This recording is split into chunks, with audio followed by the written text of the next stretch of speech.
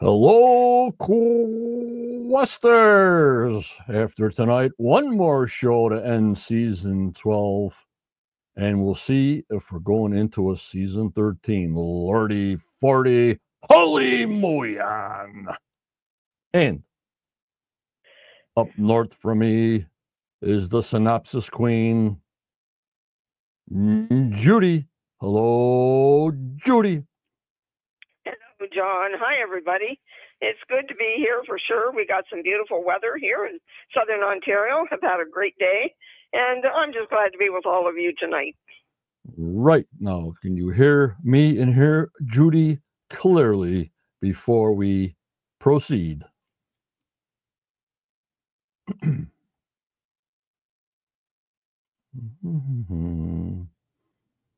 Hope everybody had a good week.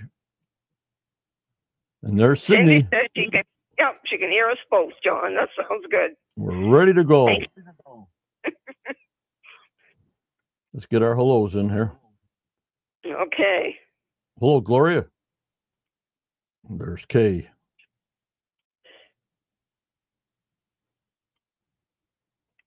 There's Carol. Jeff M in the house. Hello, Tommy. Brenda.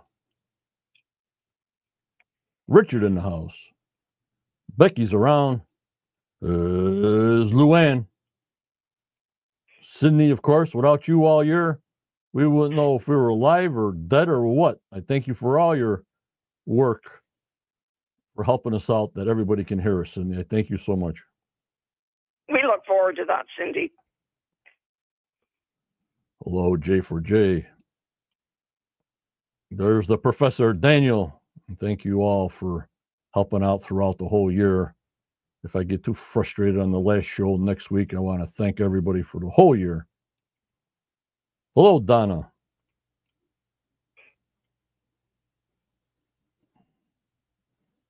People are going by here. Hello, Carlo.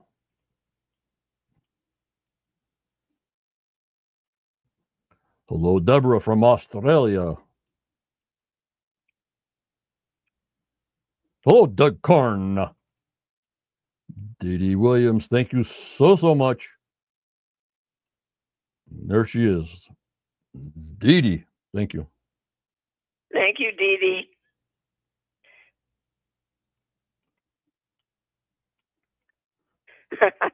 John, Cindy said it was hard work, but worth it.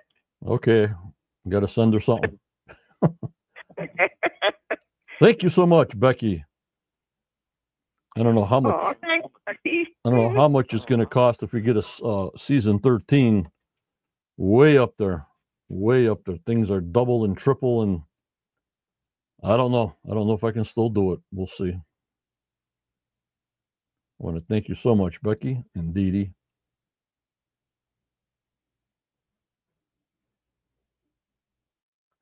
Here's Sal. Hi, John and Judy. Final episode of Oak Island next Tuesday at 9 p.m. And after the show, there will be a Digging Down episode at 10 o'clock. Thank you so much. There it is. And obviously, Judy, usually later on, they give us some kind of synopsis of what they might do in season 13. From Michigan in the wintertime, they do it. But maybe if they're not doing a season 13, we won't have Maddie Blake in Michigan at their headquarters. You know what I mean?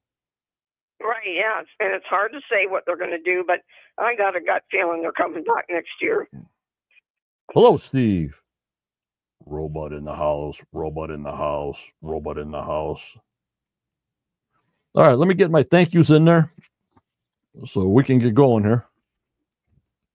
First of all, I got to thank my team all year long. There they be. Got to thank all my moderators, Tammy, Judy, Daniel, Starlene, Kathy, and Tanya from Portugal. Also, Jeff M. and Gloria on the YouTube side and Facebook side. And on the YouTube side, David B. To our lifetime contributor, Chris Dona, the Starman. Most of my members came over from the Quest of Oak Island Facebook group. We're about 68,000 solid. And we got about 142,000 YouTube subscribers. And we're live to YouTube, a little bit on Twitter, a little bit on Discord, but mostly Spotify's coming up the rear very, very vastly for the podcasters around the world on Apple Podcasts, Google, iHeartRadio, Spotify, Pandora, and Amazon. Hello, Alexa. And for my dwindling members, for the ones that stuck with me for the monthly YouTube membership, and the big perk there is when I do get a drone video, you see it first before the public sees it. We're on hold with the drone until we find out and see and hear if any action's going on there, Judy. He's on the airplane pad, ready to take off at a moment's notice. Oh, good, because I would like to know what's going on. If you haven't won a hat before, please, hashtag hat. You got to be present to win. We only got one more week of hat giveaways. And I want to thank that membership that does the best they can do with what they got. I appreciate every penny you guys send me because it goes in, it goes out, plus goes out more. Tommy and the Tracker and Isabel and Kay and David, Tammy, David, Patricia, D-Rock, Captain Becky, Virginia, Rebecca, Barbara, Starlene, Jeff M., and Sandollar Ray. 4 years. Oh, my lordy, 40. And thank you, Joanne, our lone Patreon supporter. Judy, I thank you for all you did all year long and what you do and help me out on a podcast on Wednesdays. Everybody appreciates you. Everybody waits for your synopsis, and we'll see how it goes after this season's done, and we'll go from there. I thank you so much, Judy, live. You're welcome, John, and I love doing it and loving being on with you. And also, Daniel, the Professor Spino, just fantastic. Just fantastic. And there's the picture of my team. Judy, Starlene, Tanya, Daniel, Tammy, Jeff M., David, Starlene, and Gloria. We also support Tony Sampson. Go to the Salty Dog Tours. I doubt there's any island tours this year. I don't know why, but Tony will give you a good trip around the island, telling you all the stories that you've heard, but only that way Tony can say it, and then go to the Anchor Pub, have a couple of pints, and tell Tony Gianni sent you.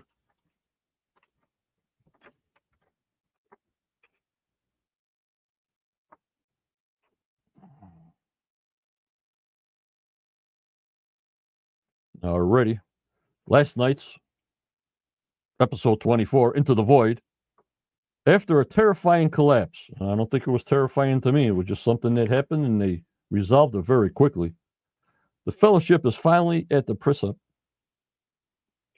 of the Solution Channel. Now, the rants. Good. Number one, please either find something or find something that happened there before I'm dead. That's number one. Number two, if you're on your last caisson, agreed, people, it's the last caisson, and you hit, supposedly, as it's going down, a shelf of hard rock, then there's an opening, then a shelf. It's hitting that hard shelf. It just can't go through it. I thought they had a big chisel long ago that they dropped, with a cable on it, through the caisson to chisel it out. And they had a drill that they did with C1. What happened to that stuff? Number one. Number two. Huh? You had to drill that one down, and you had the chisel piece that went down on a cable.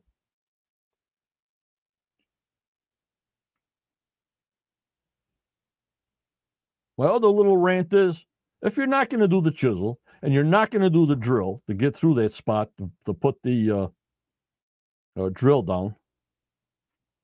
Hello, John Paul, Gary Hills, Max Lab, Kathy the Hook. Hello, Kathy.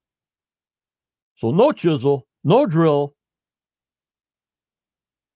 You guys, you got a camera, please. Like in the garden shaft, please. Get somebody that can stand on the lift that they have, or have them do it, and drop the camera down the hole. Too murky? No problem. Don't put any of that jelly stuff in it, because that didn't work either. But if it's a solution channel, it's called a solution channel because it's moving down there. So as clear it's going to be is how it is now. I mean, after some dirt falls in there from drilling down from the caisson when the teeth hit the rock. You guys got a camera. Why are you guys so afraid of using a camera first before you use the vacuum?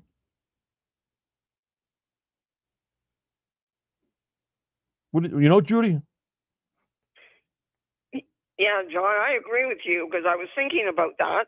Why wouldn't that be easier just to see and take a look as to what's there and how big that ledge is and the best way to get around it? I just don't get it. I still don't get it. They're getting me crazier and crazier. Okay. Now, you know what the suction stuff is, like they did in 10X. Suction's down, the air goes down, it sucks up any material into a big dump. What do you call them? Not a trailer, the dump trailers that you would have. And it goes in there, and they find what's in there on the bottom. Now, I hope if they're using the vacuum. Hello, Tammy Williams. Hi, Tammy. That when they're using the vacuum, since we got nothing all this time in the cargo container, I used to call them a dump trailer. You know, if you're cleaning your house out, they bring up a dumpster. You know what I mean? It's a big steel right, thing. Yeah. Yes. Please, production. We haven't found anything, but you know what'll make my day, guys? You know what'll make my day? When they're using the suction.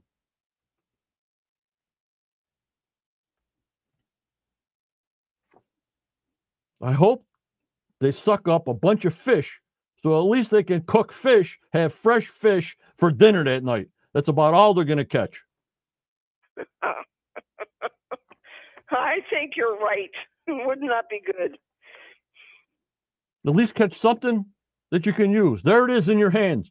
A couple of big fish that you sucked up through the solution channel. If that's going underneath and fish are coming in from the ocean or wherever the heck you're finding, frog legs, octopus, carp. I don't know what kind of fish are over there.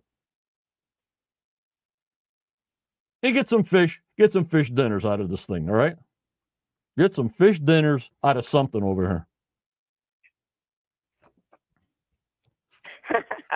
Daniel says goldfish. Unbelievable. Now, here's my third rant.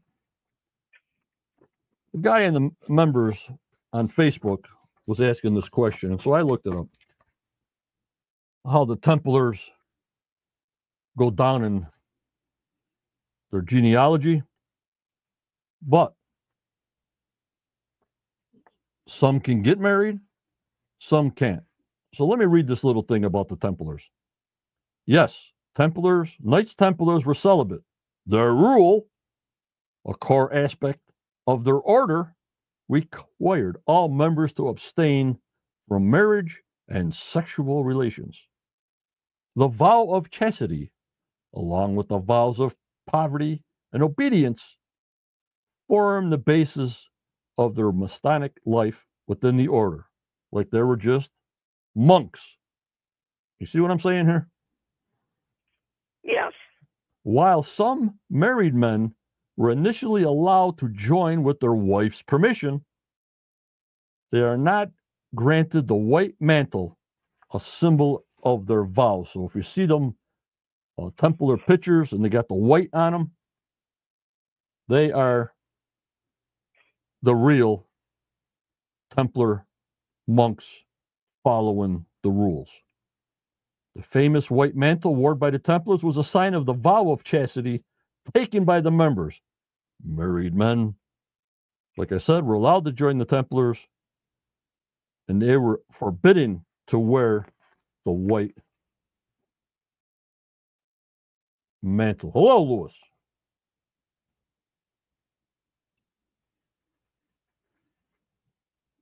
Also, it says the most important aspects of the rule were chastity and celibacy. Knights of the Brotherhood were to avoid women at all costs and could not be married, so they would concentrate on their task at hand, handed down. Hello, Lon. Now, when they say all these families they know the treasure and the family's going down and the family's going down. Well, what family? 90% of them were celibate. 10% maybe. So are we dealing with people that wouldn't follow the rule of the Knights Templar with this treasure? Were they sort of the bad Knights Templar and Hospitallers? Because they certainly weren't the pure knights who took their vows to their death. Now, does that make sense to anybody out there? Not at all. How can you have a family tree when most of the people are celibate? This family, that family, this family, that family, all over the place. Well, I would rather take word from a avowed rules Knights Templar at the time than another.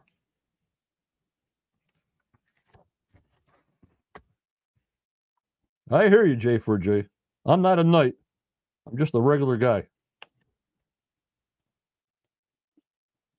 I got one more rant, and it was kind of wild that I wrote this down. And then I saw Daniel downloaded his thing early this morning, but I thank him that he did that early for you.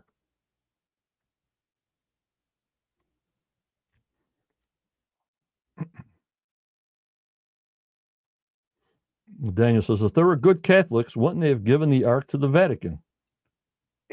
Yeah. You'd think so, Daniel, but did they? Why would they want to bury it? So that's questioned me towards the end, and that's what I wanted to say towards the end of the season. And I can't believe, Daniel, me and you must have mind melts.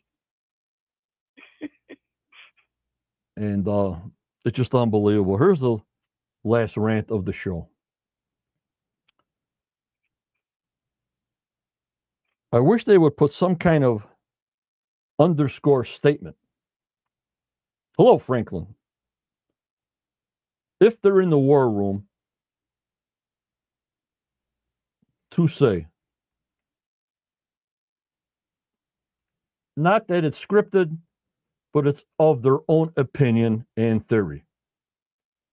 People around the world, their theory-based assumptions are confusing a lot of people and believing it is an actual fact, not a theory, when it's not.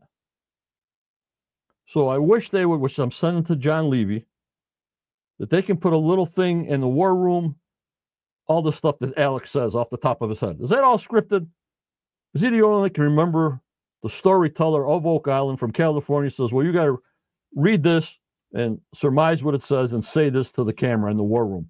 Is the war room scripted? You can have something on the bottom so people cannot get confused of factual facts, theory facts, and we already know they point everything they find and say goes right to Oak Island and the Malta.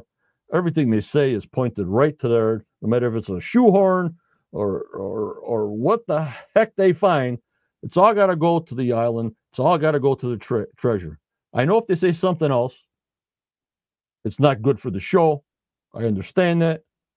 But give us a little leeway on this theory-based theories that they're pounding down our throats, on a show that it's showing. What do you think, Daniel? What do you think, Judy? Luann says, I think it's far more scripted now, and I agree 100%. The way they talk to each other on the show is very different now to what it was when the show first started. Right. They're not talking freely. No. They're going in the war room, and here's what we got to say at the war room. So the production companies, there's all these sheets, blah, blah, blah. because they got to edit it. When they talk, then they go to the film from 5 years ago. They got to know that ahead of time. You know what I mean? Right. But when Alex is talking, he says, where the heck did this guy come from with all this information? And I know people say, well, he's going to take over for Marty and everything. I don't know. But it's not the way it used to be, free talking, like when they were doing the hole to find Fred's wall. 30 yard. Okay, we scanned it. There it is. 14 feet long, 5 feet deep. Okay, stick a stick in it. Okay, guy, dig it out. What do they find? Nothing. What kind of machinery do they got? Are they getting mock-up plastic machinery here? How can it be so goofed up from mullions to cameras? Well, it's the curse. Oh, this electronic magnetic field. Ooh, the curse. The phones go off. I don't see no phones going off. They're texting and calling each other every 5 minutes. Let me call Rick. Let me text them. Let me get before. Well, our phones are not working. There's some kind of energy. And that's my last rant. What do you think, guys? Yeah, John, I agree with you. They need to put out there what is theory and what isn't. Like you said, there's a lot of people believe that it's fact. Yeah, but there's a lot of times they will say, well, this is a theory. But, you know, they say those 3 words, this is a theory. Those 4 words in between 300 words. So people don't catch that. You know what I mean? Right. Yes, exactly. Daniel says it seems they pick a suspect for a particular season, and Taylor shows around that suspect.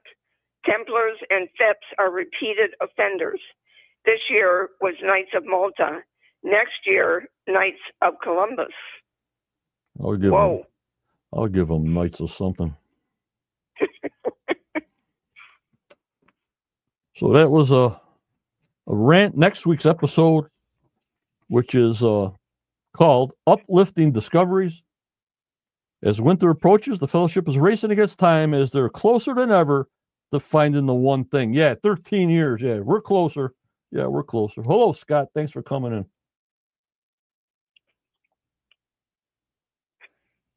I'll probably rant next week, J4J, because they're driving me really wacko.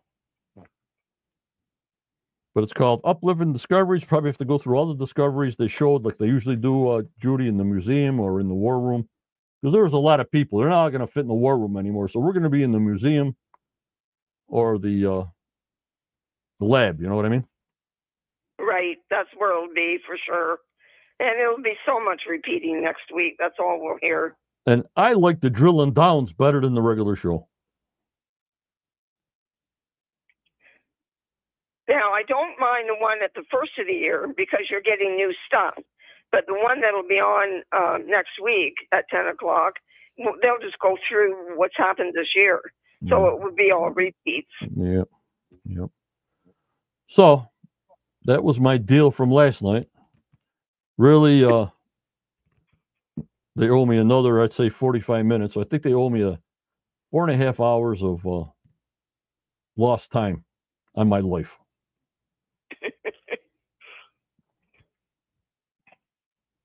All right, Judy. Okay.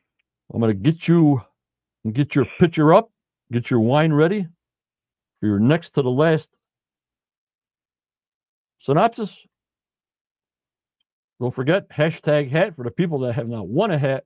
Like I'm saying, when they put that suction down there, I hope you guys catch some fish and have a fresh fish dinner. At least you'll have something out of season 12 that's in your hands. Let's hope. All right, Judy. Okay. You're up. When you're ready, it's all yours, Judy. Okay. And we have season 12, episode 24, guys, Into the Void. Episode 24 opens on a brisk, bright fall morning in the Money Pit area, where the rock team is putting down a new caisson called TOT1, the one thing. TOT1 is just 10 feet south of caisson TB1 that collapsed a few weeks ago and was abandoned. The dig is going well and is designed to go deeper than the other caissons. Over on Lot 5, Alex and Peter join the archaeologists in digging in the round structure. Alex brings up the button found here with a pattern that matches a carving in a cave in Malta. Is it coincidence or where the Knights of Malta on Oak Island? Ethan digs up a square straight nail that Fiona dates from the late 1600s to 1700s. Later that afternoon, the whole team has gathered in the museum to make a decision about the swamp and to get C14 test results of woods and organic material found in the swamp this year. They believe there is a connection between the stone road, dated at 1200, the stone platform, dated to the 17th century, and the eye of the swamp, dated 1680. In the team's opinion, these structures connect to the cobblestone pathway and what they call the vault, both found this year. Because of these dates of 1630 to 1700, the team believes the Knights of Malta were on Oak Island. Later in the North Swamp, the team continues looking for Fred's wall that Fred believed was used to form a seawall to create the swamp. The support stakes found this year date to the late 1600s to early 1700s. A possible structure was found by a scan earlier this year and a plank that could also be part of a structure, so they decide to keep digging. Back at the money pit, the dig is at 142 feet down in TOT1. The hammer grab drops a large amount of wood. Terry believes they are now digging into the side of the chapel vault. Their plan is to go down to 200 feet, but could go to 215.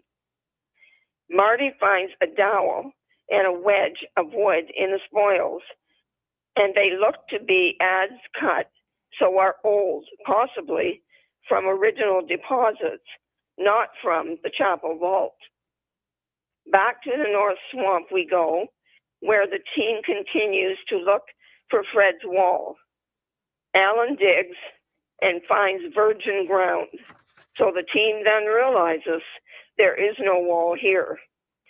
Because Rick believes Fred did find a wall and only 30% of the swamp has been searched, he states, "We are not finished here." Meanwhile, in the money pit area, they have reached 150 feet down and pull up a piece of metal plate. There was a plate or shoe put on the bottom of the chapel shaft. Could this be a part of it? As Gary detects, he finds a piece of iron tool from 166 feet down, and it goes to the lab. The workday ends at 171 feet down. Marty wonders what this tool is doing this far down. They will show it to Carmen. The following morning, the team meets in the lab where Carmen is examining the metal tool found the day before in TOT1. Carmen points out the piece is broken off of a larger piece, and because the grains in the metal are folded, it was repeatedly banged on stone or hard ground. He says it is a mining tool, probably a pickaxe, and dates it at 1500s to early 1600s. Emma says it is made of potassium and phosphorus, and she dates it to 1500s to the early 1700s. Carmen declares anything I've seen this size and shape has come from the 1500s and was used for tunneling and digging. Episode 24 ends in the Money Pit area, where rock finds the caisson going down very slow, and suddenly the ground under it caves in all around it at 183 feet down. Fortunately, the rock team is able to stabilize it, and they continue the dig. At 183 feet down, Adam from Rock tells them they are now entering the solution channel. The grab drops a load, and they find a chunk of wood that, when put in water, sinks. This means the wood is very old. John from Rock then informs them that at 192.5 feet, the casing is not moving, and Terry believes they are hung up on a ledge. Marty then suggests they now use an airlift to blow compressed air into the shaft and force water and objects to the top. Terry says the treasure is beneath the ledge. Will the airlift be the answer to finding the treasure? Join us next week for our final episode of Season 12, Questers, to hear the answer. And in the meantime, please, everyone, stay safe, please. Very good, Judy. Thank you, John. Thank you. Oh, thanks, guys.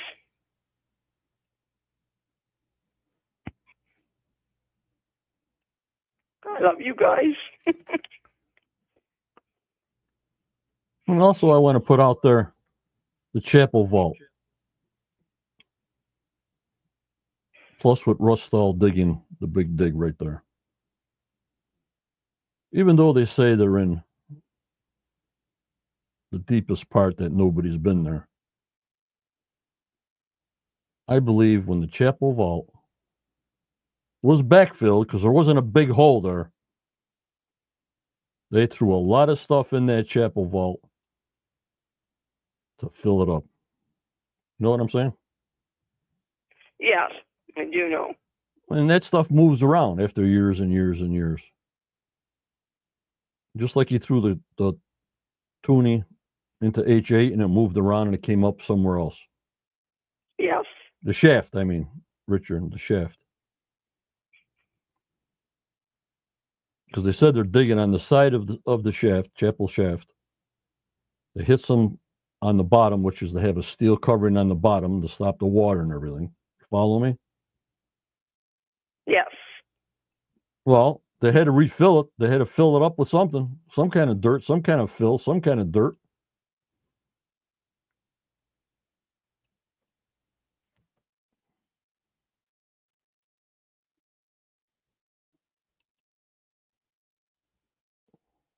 I don't know. You up, Scott?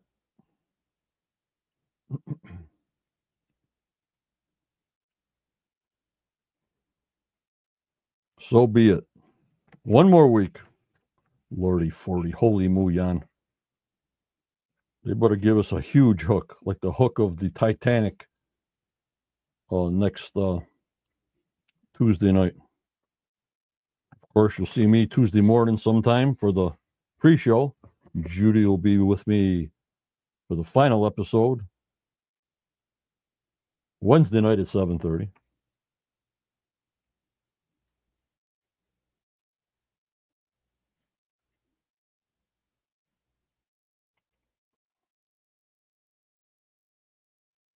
There's Daniel. Did you want me to read it? Yeah, go ahead. Okay, Carmen said he never saw tools that small. Correct me if I'm wrong. He was only shown the one piece of a broken off pickaxe on camera. Was he shown more? Something seems off there. I agree, Daniel. I think what he did say, Daniel, that any of the tools that he had seen this size and that shape were always from the 1500s. Yeah, so we saw. That's what he. Yeah, so we saw more at the 1500 date. Right. Where did he see him? Not in front of us.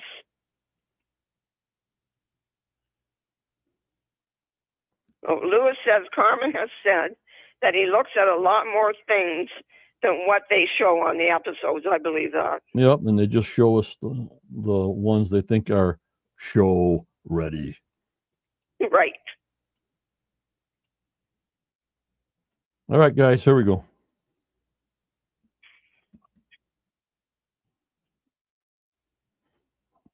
Don't know what it was used for, Connors. Who knows? I still believe you're not going to hide something 200 feet in bedrock. I still don't believe it. It doesn't make sense.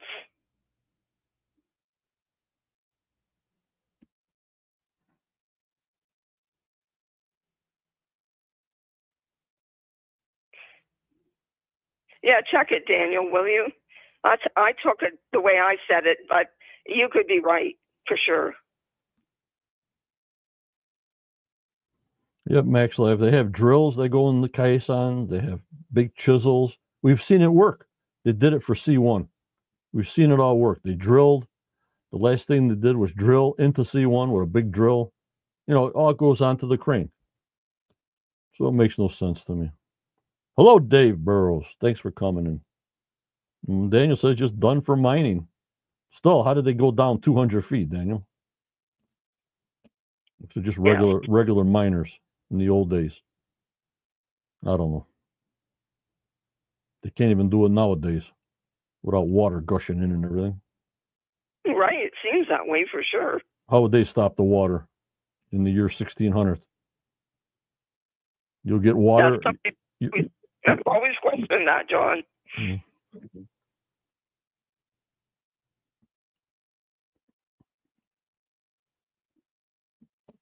They are starting it up. Those are the two guys. One guy running. It seems like it's only like a 3-man operation. One guy on the controls, one guy in the tractor, one guy measuring on top. I don't know. It's only 5 or 6 guys run this whole thing. You know what I mean, Judy? Yeah, it seems like a lot fewer guys than ever before running rock. Yeah. Yep, J for J, very lower. Very lower. Oh, I can't even talk tonight. I've had it. I'm all burnt out.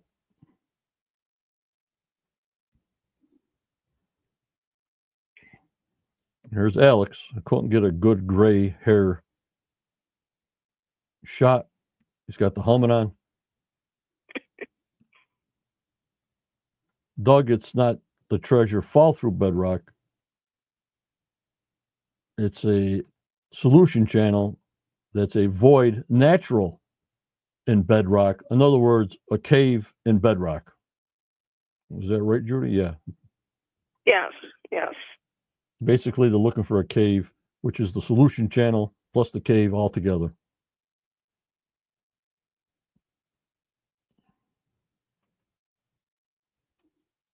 Kind of lines up with TB1. And there they are, TB1. Very close to that. There's an overhead shot.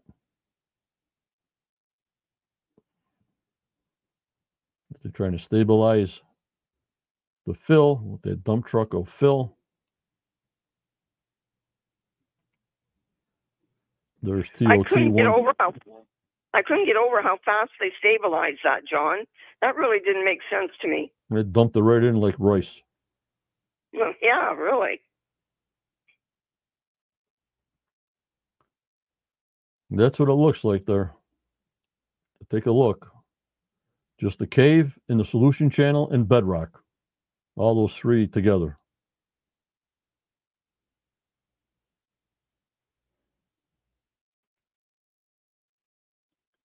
The solution channel itself is a massive feature. The TOT1 is designed to dig deeper. Yeah? Well, where's the drills and where's the chisel? If you had a big rock in there or something, you know the teeth can't go through a big solid boulder. You would have to drill it through or keep on hitting the chisel on it. But What do I know?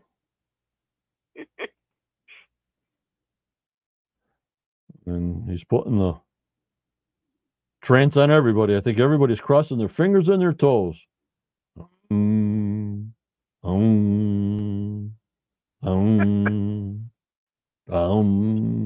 Okay, Rick. Now, back to lot 5. We find a nail. Yippee-yi-yay, yay, yay, yay, yay. Yippee-yi-yay. Lordy forty, holy mooyan, yippee-yi-yay. We got a nail. But I think next week's promo, I think I saw some coins, guys. I think I saw some coins. It looked like it, John. I think the nail thing was just a filler. Yep. But you know what I mean? They had to tease us with that. Is it a coin? Is it a butt? Right.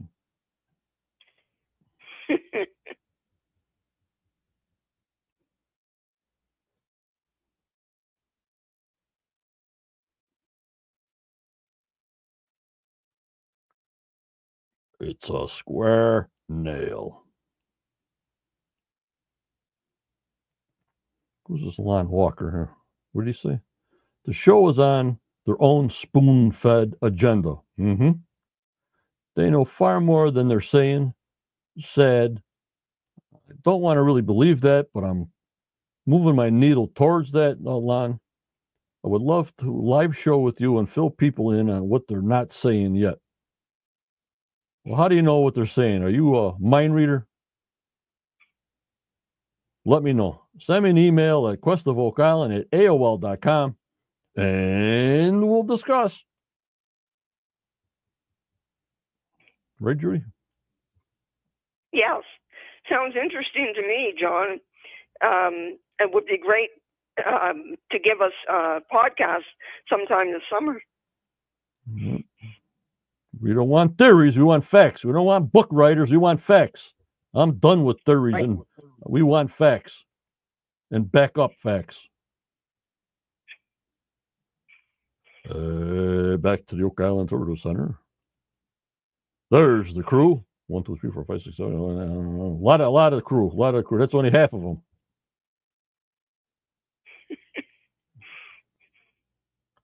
No Laird.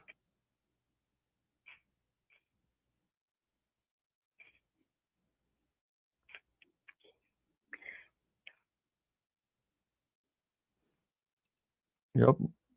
The swages, the tools. Yeah, Daniel, I remember. Axes. They thought they found a lot of stuff. Like it was under a little tool shed because they found the swedges and everything close to each other. Remember that, Judy? Yes, I do. Very much. And here's a picture of Billy sleeping. Oh, my goodness. I didn't notice that before. Yeah, it looks like he is. Well, he's not into that technical stuff. He just digs holes. You know what I mean? Right. I'm sure it gets boring. Yep. We love you, Billy. We love you. We sure do. It might be just a screenshot, but it looks like he's sleeping to me. It does. You see, he passes out just like I pass out, but I just hit my finger on the screenshots automatically.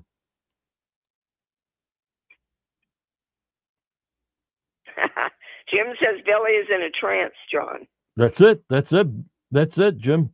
You saw it live here. They're in the trance mode. And I love these maps, but I wish I can get a clearer shot of them. But this is all Steve's doing, which is a lot of work to plot all this stuff, 3DY and stuff, Judy. Yeah, he must spend hours doing this. I wish he would just do a show sometime and explain his maps. That would be darn interesting. And this is where he got the dates, and he's plotting the dates and where they're at on the island. He can have his own show just doing tech work, showing us all this stuff, you know? Right, he sure could. Yeah, Daniel says, wake up, Billy. Maybe this is why he doesn't work on Nolan land. Yeah, Daniel, I've been wondering about that. Why isn't Billy there? What's going on? That's Tom Nolan's deal. Yeah, I guess it must be. They had to give the tractor actor his cut of some of the profits. Don't give it all to Billy. Give it to this guy. I want my man to have the whatever they pay him per day in the Actors Guild union. Right. I hope it's worth it. Yeah, Neil, they're never going to go on a TV show again. They got ripped up pretty bad.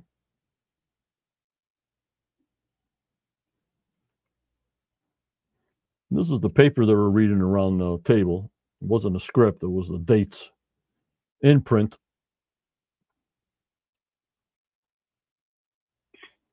Now, who the heck cares if the swamp is man-made or it's natural? Okay, deal what you got now. It's blocked.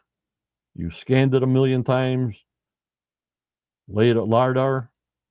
Every kind of scanning device has been on. We have to say, oh, we only explored 30% of it. We sure enough got enough data from scanning it from the winter to the summer to the every single time. Who cares if it's blocked or not? Who cares if it's man-made or not? You got information, go from there. We still didn't see the iron object that they found when they surveyed it. And then the guy brought that other scan that there was a metal box. We must have found nothing because we heard nothing about it. Remember, Judy? Right, exactly. And what about the ship? We will all, the rest of our lives, wonder about that ship. Yeah. Jonathan, I can't put that on there. But I hear you, Jonathan. I hear you. Ouch. I feel your pain, John. I feel your pain. I don't know, Louis. I have no idea. But they said they only surveyed 30% of it. Don't forget Canada. What was the name of it? Canada? I forgot, who did all the little explosions.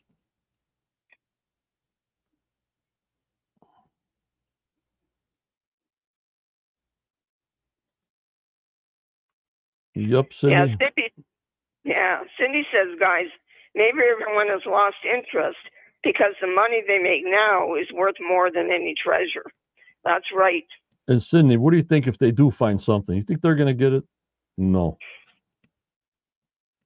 You know, if it's something substantial, maybe their grandkids might get a percentage.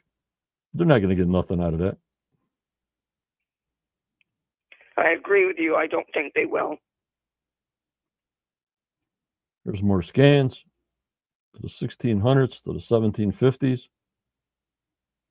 Here's Charles, real interested. Eagle, that's right, David. Eagle, Canada. Eagle, Canada. Yep, they would get credit for us, Cindy, and being a lot of books. And then the place would be a treasure trove for tourists, you know, if they did find something there. And that's where their money would be. You got it.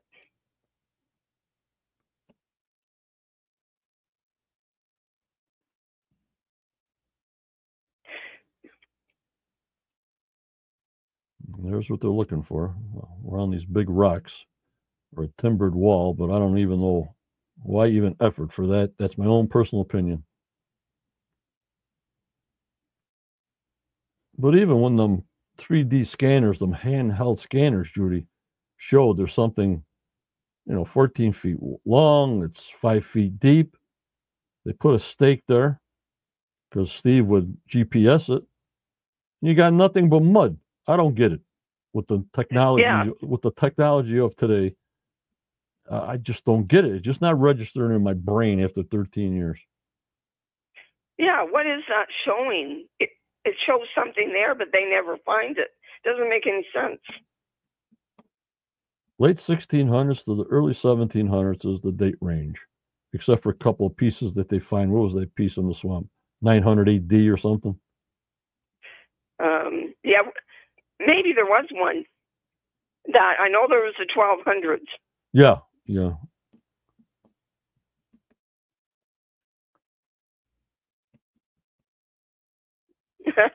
Daniel says, I've been punched in the gut repeatedly this season. I'm not getting knocked out, though. One more round. Yep, and here's the anomaly it's showing. I think these scanners came from Germany. We never got a inclination of what they found. They were there for a whole week with a bunch of scanners. Those guys from Germany, we got nothing from that either. And we never did, not one word. Nope. Here they are back on the money pit.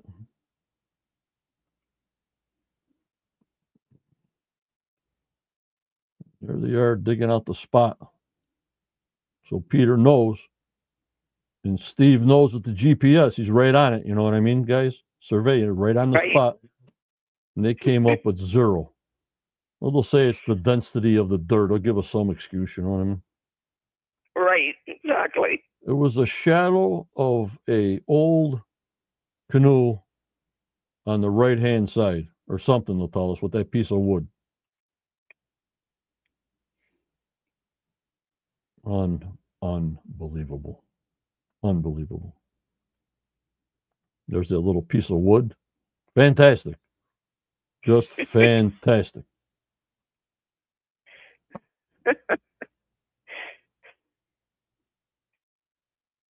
There they are at 142 feet.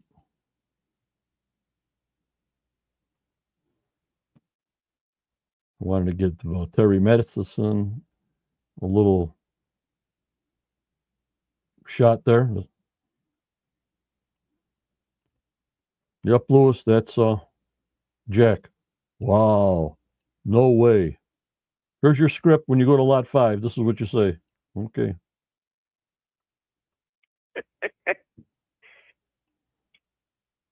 And this is Daniel says they scanned the island with very expensive equipment. Yeah, we've heard next to nothing about the results. Why is that? We got more results from 150 years ago than they showing us. Right. They found this. They found all this stuff. And here's what they said. They were chewing through the side of the chapel shaft, which was all backfilled, as you guys know. Yes. And there it is in the old days. About 160-foot shaft. And I think when they said 160 foot, Marty said, look this up for me, guys, that it's the deepest that anybody has ever been. Now, right here, it says 157-foot shaft in the money pit. And Marty said, I think 160 feet was the deepest they ever went. So I got to try to clarify that. Maybe you guys can. Maybe you guys can help me.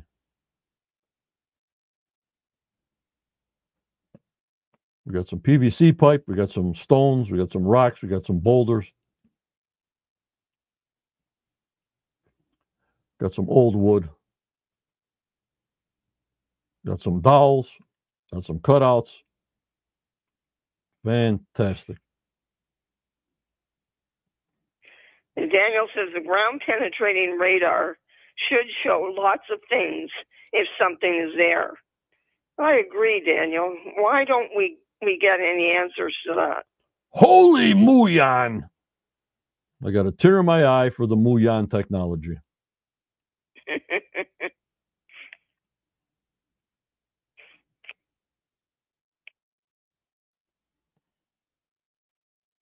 Here they are, going towards the solution channel.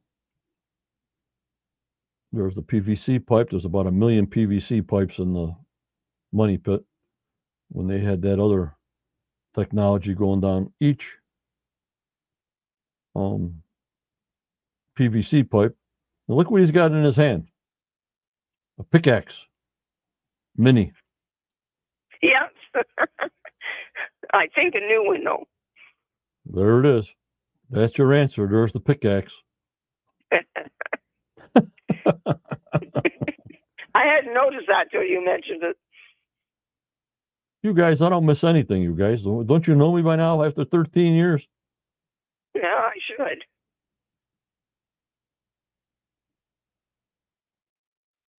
Unbelievable. Yeah, Scott, don't drop it. Then in 500 years from now, they're going to say that pickaxe was dropped 500 years ago.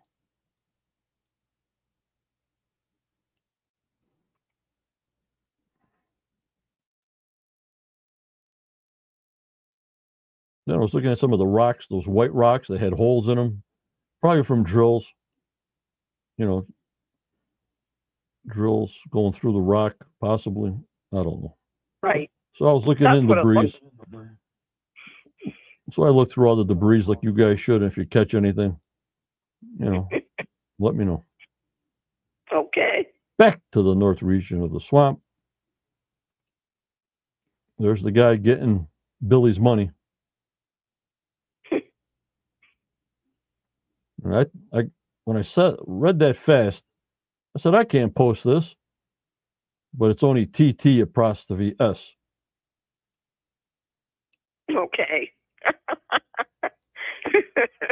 So how did they get that on the show? And I'm going, oh, that's TT apostrophe S. I says, oh, my lordy 40, I'm losing my brains.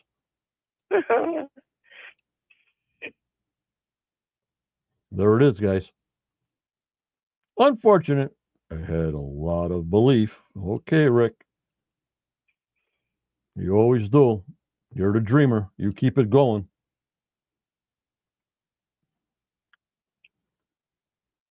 Looking for Fred's wall. Okay. I could care less. But it takes up time. They got to be digging something. You know what I mean, Judy? Right. Yeah, they got to fill in with something. You know, they could have had fewer episodes this year with the stuff they put in and all the repeats. Yep. I like the trip to Malta, really, for this year. I like the trip to Malta. Yeah, me too. I've never known anything about Malta, and I learned it a little bit. It's very, very beautiful. Yep.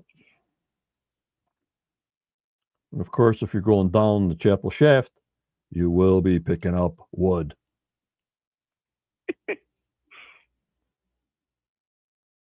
More than 150 feet underground. There's a piece of metal that was on the bottom inside the wood. I told you they made a metal shield on the bottom of the shaft to protect them from water coming in. There it is. A 4 foot tall metal shoe or shield.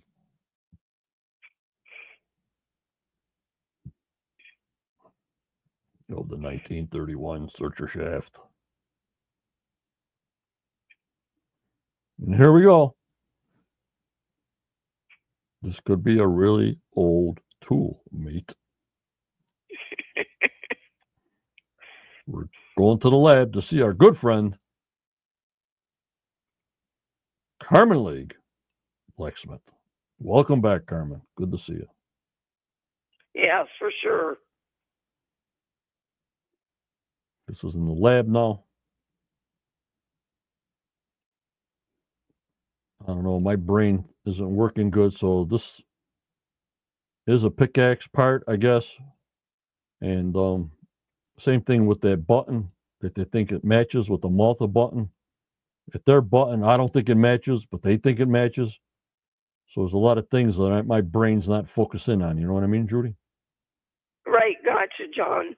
And what they're seeing, we don't always see. They see what they want to see, is what I think. Yep, and all projected towards Oak Island stuff. Now he says it could be part of a pickaxe. There it is. It could be part of a pickaxe. You see that, guys? Okay. There you go. Yeah. Could be part of any tool.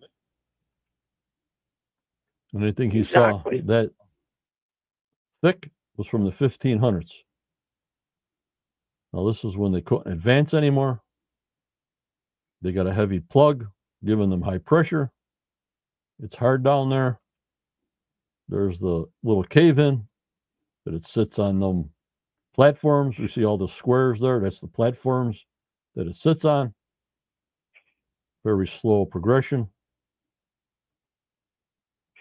We're below any searcher depth for sure. Yes, God, they must have a pile of wood that they'll probably have to sell like they did the dirt.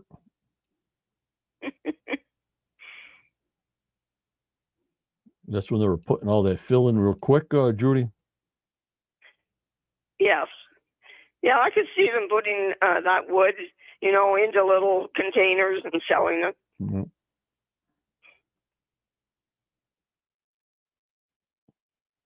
So they're pushing the platform back after they filled it in. There's that heavy piece of wood that's sunk in a 5-gallon bucket.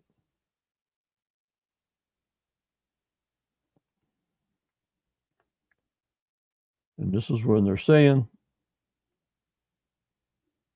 they're showing that half of the caisson's on a ledge that they think. But I don't know. They can't send the camera down with heavy, heavy spotlights on it to see. So I don't know what they're doing, Judy? Right, John. It makes no sense at all. They would be able to see something, I'm sure. And if they know it's so foggy and stuff like that, get a camera with the most powerful lights you can have on it, like one of them submarines with them big, heavy lights. And if you can't see, you can't see. At least give it a shot. Maybe they did, maybe they didn't. But it didn't look like it because they said they went right to the vacuum. No chisel, no drill, no nothing. Right. Yeah, they could at least tell us that they have done that and it didn't work. Well, and there's the airlift system. All right, don't forget, hashtag hat to win a QEST hat around the world free. If you're international, please give me your phone number. Stamps.com will not send it to you without your phone number if it's international. Now, we're going to do Daniel's synopsis. Let me know if it's coming out okay. If you can hear it, you can see it. Let me know in chat. It's about 8 minutes long. With our friend Raymond. I only got to pay Raymond one more week. Then he'll probably want another raise next year. Probably, John. If they're doing a season 13, which we'll know very shortly because it's the middle of May. So by June, we'll see what's going on. They're probably getting permits if they're going more into season 13. But we'll be there to watch them, Judy. We got the spy in the sky. And I'm looking forward to seeing that.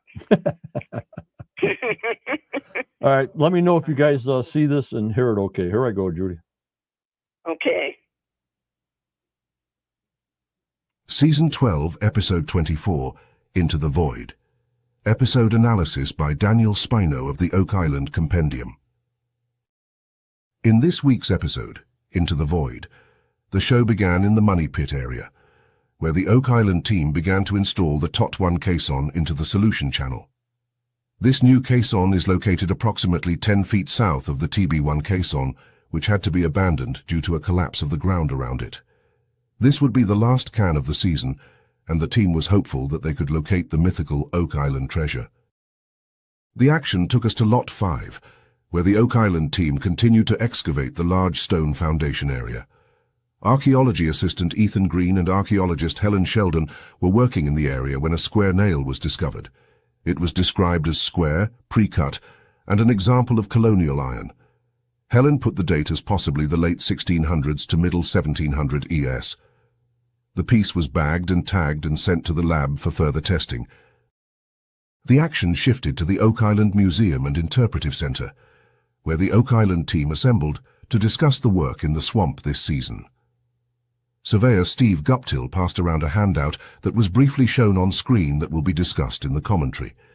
It was mentioned that there appeared to be connective tissue between the stone road feature dated to 1200 AD, the Eye of the Swamp dated to 1680 AD, and the stone platform dated to the 17th century.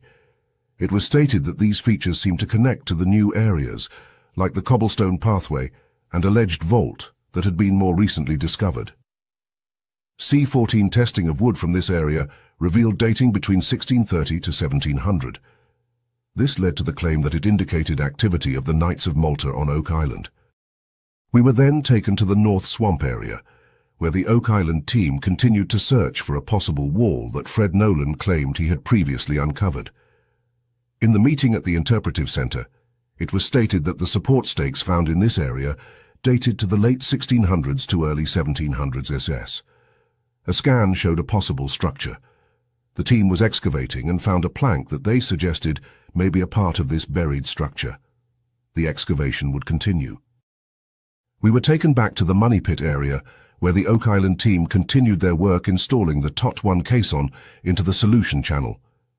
The oscillator reached a depth of 142 feet, and the grabber was picking up a lot of wood. This was speculated as being from the Chappelle shaft. The target depth in this area was 200 feet, but it was stated they could push it to 215 feet if necessary. In the spoils, a wedge-cut piece of wood and a dowel were discovered. The team thought this was old wood and appeared to be adze cut, which further indicated to the team it may be related to original construction. The action shifted back to the North Swamp area, where the Oak Island team continued their pursuit of the alleged wall located near Judry's Cove. Marty Lagina mentioned that it had been an obsession with his brother Rick to find this wall for the last 15 years. After continued digging, it appeared that they had hit virgin ground, and there was no wall in this area. Work was halted and disappointment was clear. The scene then shifted back to the Money Pit area, where the Oak Island team continued to install the TOT-1 caisson. The oscillator reached a depth of 150 feet when a chunk of metal was hit. Apparently, it was sheet metal that was placed at the bottom of the Chappelle shaft.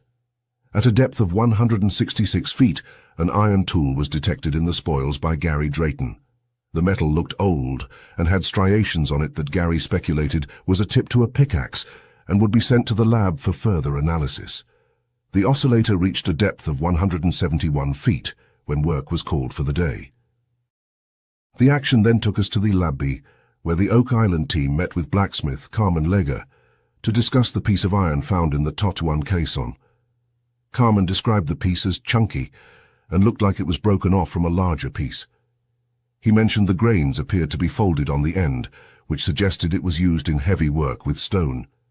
He believed it was the end of a pickaxe and said it seemed to be a primitive mining tool, and put the date from the 1500s to early 1600s. It was used for tunneling and digging. Emma said that the chemical composition included potassium and phosphorus and dated it from the 1500s to 1700s. In this author's opinion, it seemed Emma may have been hesitant to contradict Carmen, who has objected to her dating analysis in the past. The episode concluded at the Money Pit area, where the TOT-1 caisson continued to be driven deep into the ground, trying to penetrate the solution channel. The oscillator reached a depth of 183 feet, but the progress had slowed considerably. The grabber pulled up pieces of gypsum and wood. The ground around the oscillator began to cave in and stabilization efforts were successful. It progressed to 192 feet when it appeared that the oscillator was hung up on a ledge of the cave around the solution channel.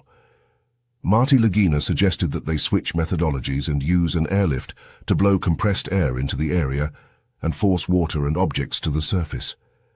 Rick Lagina's motivational words included patience and thank you, with the hope this would recover the mythical Oak Island treasure. Commentary. A very interesting piece of paper was circulated when the Oak Island team met at the Oak Island Museum and Interpretive Center. It was data that surveyor Steve Guptill had gathered that showed C14 test results for wood they found in the swamp area. It showed a massive range of dates for wood found from 200 AD to 1400 AD. Presumably more dating went up to the 18th century. This would be expected for a swampy bog area. The problem is that the methodology for proposing who worked in this area is problematic for many reasons. It appears that wood dated at different times can be cherry-picked and used to suggest a variety of different suspects, such as the Knights Templar, Romans, Vikings, Knights of Christ, Knights of Malta, and next year possibly the Knights of Columbus. The problem with this methodology is that it ignores historical facts and information and interjects theorized historical fiction for the sole purpose of fame and fortune. While this is great for television ratings and book sales, it is a black eye for the professional academic community. While it's fun to speculate, many people in turn believe it as the truth, and thus spread false information. This is all presented as an honorable and scientific quest to solve the Oak Island mystery. Yet it ignores real history and science and bypasses significant avenues of research for unspecified reasons. It is quite frustrating for this writer to watch, with frequent biting of my lips and exasperated moans while watching. This author will soldier on and continue to watch, research and write about the Oak Island mystery for those seeking truth, with the hope that an answer can be found during our lifetime. Please follow our weekly episode analyses during the season, along with articles from the original Compendium Blockhouse blog and special investigations and features involving Oak Island. Feel free to reach out to us for questions, comments, information, and any theories to our email, theoakislandcompendium@gmail.com. Please visit www.theoakislandcompendium.com for this article and our other content related to the Oak Island mystery. Good day from Daniel of the Compendium. And there's where you can follow him and Charlotte. Very, very good, Daniel. Excellent, Daniel. You're setting us straight there for sure. Yep. Hello, Hobbies. Hello, Bob Rice. All right. Hashtag hat. We got 3 entries. So the odds are getting better and better every week to win a free QEST baseball cap mailed to you anywhere in the world. If you're international, I need your phone number, so stamps.com send it to you. And if you get it to me at the Quest of Oak Island at AOL.com tonight, I'll get it out tomorrow morning. I love the facts, Daniel. Very good. It's an honor to have you with our group all these years. And I really appreciate you being with me. And if it goes to 13 years, well, you're stuck with me. I hope he stays with us, John, because I think he's our basis, really, sometimes. Yep, he grounds us, you know what I mean? You got it. I go into my rants, and then he shows the summary of his opinion. And it's all our opinions. It's up to you to go along, don't go along. Your own opinions is just, you get a variety of things and items to think about, and you go which way you want to go. And Daniel said he needs a vacation, and I think we all do. Although I must say I'm going to miss all of you this summer. Well, Daniel, you have no idea on this year how I'm even doing these shows. You have, I guess you do have the idea, but it's very, very difficult for me this year. Very difficult. All right, we got 4 entries. Hashtag hat. I really can't. Good luck, everybody. I really couldn't do any interviews. I'm lucky I can do this. So I did the best I could, guys, for season 12. John, you've done a great job. You've got so much on your shoulders. You've done just a great job. All right, we got 4 entries. Hashtag hat. We're ready to go over there. You only got 1 more week to win a hat. Odds are 1 in 4. So let's go over there, Judy. All right, let's do it.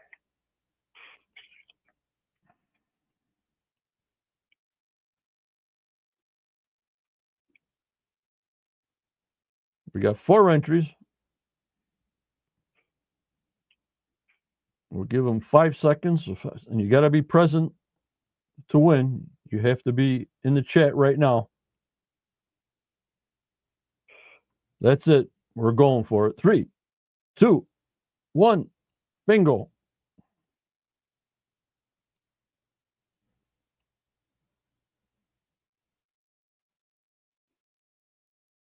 Gary Hills is the winner.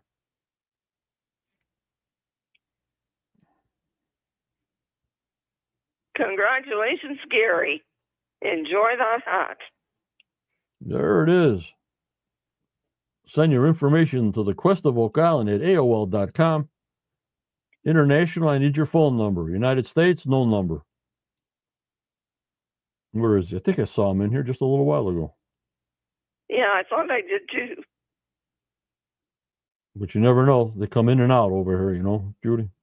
Right. Yeah, he's here somewhere because yeah. Gary, are you there?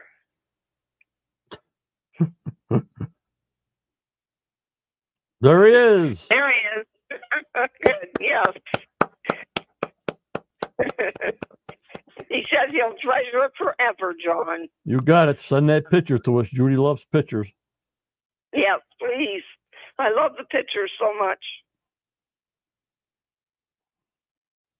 Yep. All right. That's about all I got for tonight. Judy, if you want to say your goodbyes, I'll say my goodbyes and tend what I got to do. Okay, Johnny. Hey, everybody, it's been a good night. And I do want you to know, I think it's important. Carol mentioned a bit ago that our audio was excellent tonight. John put a lot of hours in this week to get these phones working. And I want you to know that. And this man is so busy. So I thank you, John.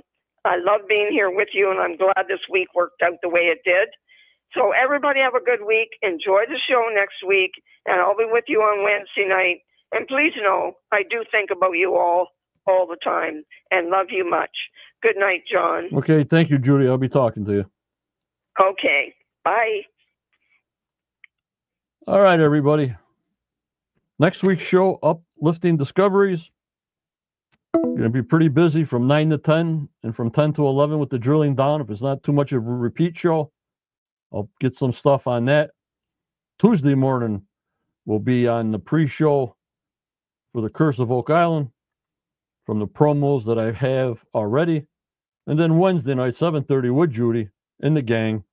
I thank you for all your support throughout the whole year. You don't know how much it means to me also. You guys make the podcast. You guys make the whole channel. It's you guys, not me. I'm just the middleman. I want to thank everybody for coming in tonight. And like I said, I'll see you Tuesday morning pre-show and with Judy then Wednesday night on the final episode in season 12 called Uplifting Discoveries. Now, what do I always say? What do I always tell you guys? Remember, members, always go forward. You may get a setback in your life, but just believe in yourself. Believe in your dreams, no matter how old you are, for tomorrow is a never given as you get older. In this crazy, crazy world we live in, we need a ton of prayers. We need miracles. So you keep smiling. You stay safe, like Judy says.